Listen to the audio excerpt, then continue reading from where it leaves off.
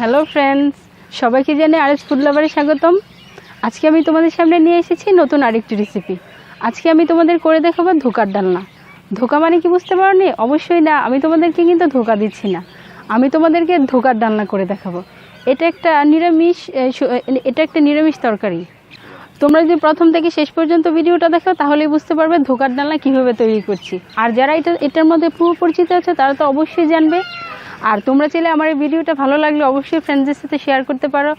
ভিডিওতে যাওয়ার আগে তোমরা যারা আমার চ্যানেলে নতুন আছো তারা অবশ্যই চ্যানেলটি সাবস্ক্রাইব করবে, একটা লাইক দিয়ে দেবে আর অন নোটিফিকেশনও বেল আইকন প্রেস করবে। তাহলে চলো ধোকা ডালনা করতে কী কী লাগছে আমি তোমাদেরকে দেখিয়ে দিচ্ছি। মূলত ধোকা দেওয়া না, আমি রিয়েলিটিভাবে দেখাবো।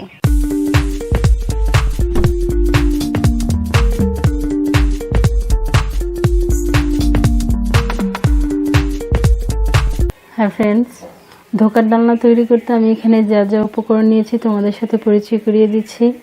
এখানে নিয়েছি হাফ কেজি পরিমাণে ময়দা, এখানে নিয়েছি আলু কেটে গোল গোল করে কেটে নিয়েছি, এখানে নিয়েছি জিরে বাটা, আদা বাটা, হলুদ গুঁড়ো, লঙ্কা গুঁড়ো, ধনিয়ার গুঁড়ো, আর ফোড়নের জন্য নিয়েছি জিরে, তেজপাতা, শুকনো মরিচ, আর এখানে নিয়েছি লবণ। এখন আমি ময়দার সাথে লবণ আর জল দিয়ে আমি ময়দাটা প্রথমে মিক্সড করে নেব।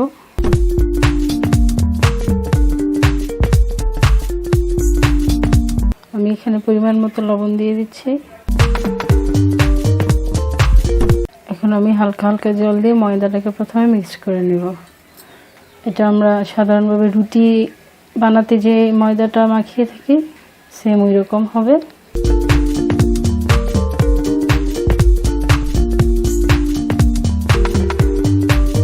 আমি এভাবে অল্প অল্প জল দিয়ে ডোটাকে তৈরি করে নেব।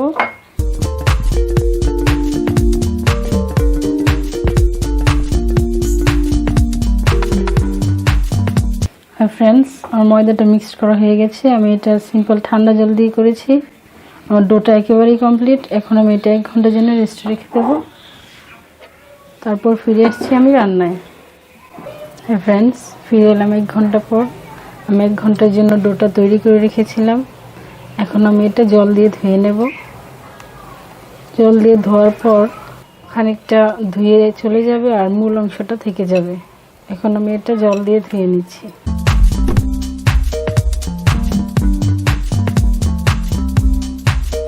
এভাবে জল দিয়ে অনেকক্ষণ ধুতে হবে এটা।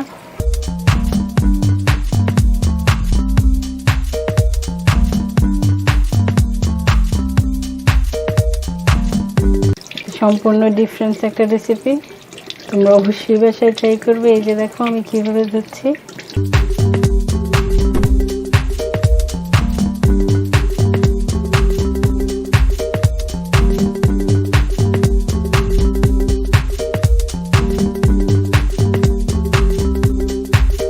ফ্রেন্ডস, ধোকার ডালনাটা তৈরি করে আসলে একটি কষ্ট, খুব ঝামেলার একটা রেসিপি, বাট একবার যদি ট্রাই করো তাহলে আবার করতে ইচ্ছা করবে। তোমরা একবার ট্রাই করে দেখো বাসায়। হ্যাঁ ফ্রেন্ডস, দেখতেই পাচ্ছ আমি এখনও পর্যন্ত ময়দাটা দিচ্ছি। যতক্ষণ পর্যন্ত এই যে সাদা জলটা বের হবে ততক্ষণ পর্যন্ত ময়দাটা ভালোভাবে ধুতে হবে।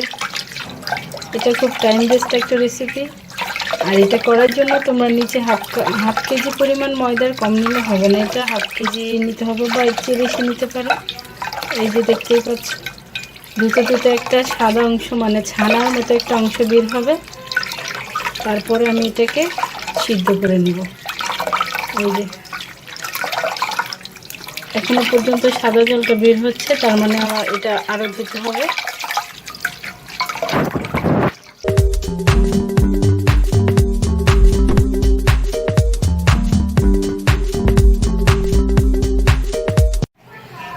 হ্যাঁ ফ্রেন্ডস, আমার ময়দাটা ধোয়া শেষ হয়ে গেছে। আমি ঠিক ততক্ষণ পর্যন্ত ধুয়েছি ততক্ষণ পর্যন্ত সাদা জলটা না বের হয়েছে। এই যে দেখো অনেকটা ছানার মতো হয়েছে। এখন আমি এটাকে একটা পাত্রে নিয়ে সিদ্ধ করব। সিদ্ধ করার পর কেটে নেব, তারপর আমি রান্নার প্রসেসিংয়ে চলে যাব। আমি চুলাতে একটা প্যান বসিয়ে দিয়েছি, প্যানের মধ্যে খানিকটা জল দিয়েছি। এখন আমি জলটার মধ্যে এই ডোটাকে সিদ্ধ করে নেব। ফিরে আসছি এই ডোটা সিদ্ধ হওয়ার পর।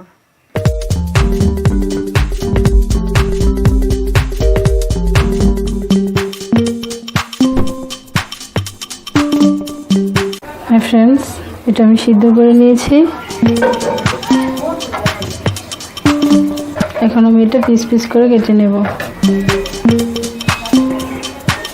আমি আমার সাইজ মতো কেটে নেব, তোমরা তোমাদের ইচ্ছে মতো কেটে নিতে পারো।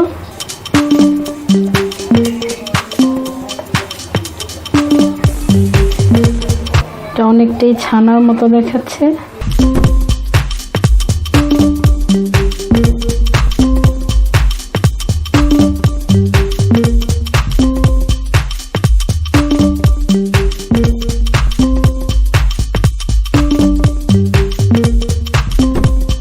ফ্রেন্ডস, আমি এগুলো গোল গোল করে কেটে নিয়েছি।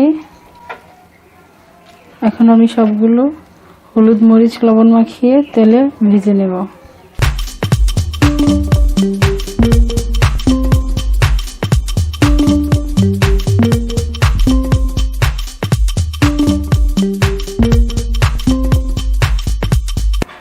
আরেকটা বলে আমি আলু কেটে নিয়েছি এরকম গোল গোল করে, ঠিক এটার সাইজ মতো।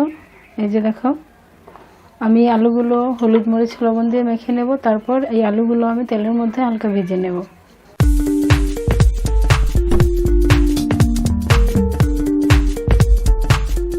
হ্যাঁ ফ্রেন্ডস, আমি চুলাতে একটা প্যান বসিয়ে দিলাম। এখন এর মধ্যে দিয়ে দিব তেল।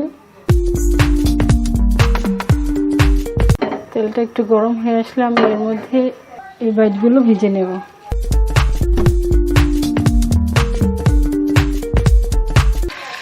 অনেকটাই দেখতে ছানার মতো হয়েছে, খেতেও ঠিক ওই রকম ছানার মতোই। তোমরা অবশ্যই বাসায় ট্রাই করবে আর আমাকে কমেন্টে অবশ্যই জানাবে যে কেমন হলো রান্নাটা।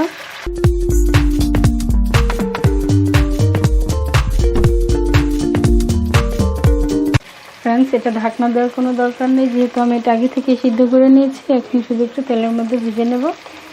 এই পাশটা হয়ে গেলে ও পাশটা আমি উল্টে দেবো।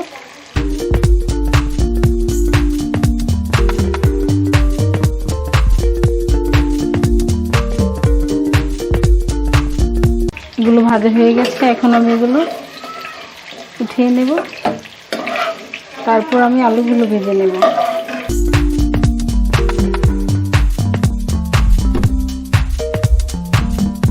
আমি একটু 5 মিনিটের জন্য ঢাকনা দিয়ে দেব। হ্যাঁ ফ্রেন্ডস, আলুগুলো ভাজা হয়ে গেছে। এখন আমি আলুগুলো নামিয়ে নেব। এখন আমি এই তেলটার মধ্যে দিয়ে দেবো শুকনো মরিচ। আমি এক্সট্রা আর কোনো তেল ইউজ করলাম না। শুকনো মরিচটা লাল হয়ে আসলে আমি এর মধ্যে তেজপাতা আর জিরে দিয়ে দেব।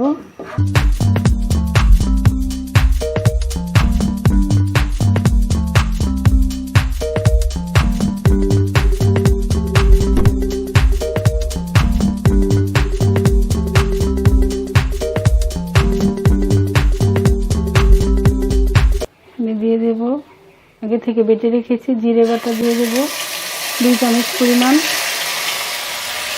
আর দিয়ে দেব আদা বাটা 2 চামচ পরিমাণ।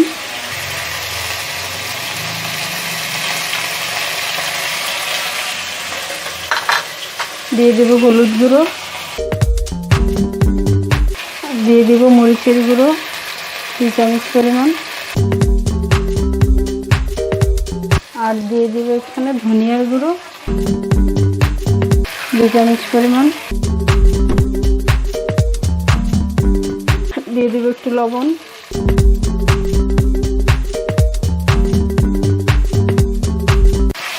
এখন আমি মশলাগুলো খুব ভালোভাবে তেলের মধ্যে ভেজে নেব।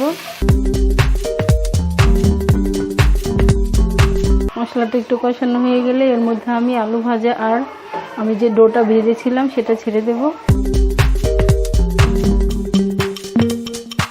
এখন আমি এটাকে খুব ভালোভাবে কষিয়ে নেব। তারপর আমি এটার মধ্যে একটু ঝোল দিয়ে দেব। যেহেতু রসা আমি রান্না করছি, ঝোলটা একটু কমই দেব পরিমাণে। এখন আমি এটা 10 মিনিটের জন্য ঢাকনা দিয়ে দেব। হ্যাঁ ফ্রেন্ডস, আমার রান্নাটি প্রায় কমপ্লিট হয়ে গেছে। এখন আমি তোমাদেরকে সার্ভ করে দেখাচ্ছি।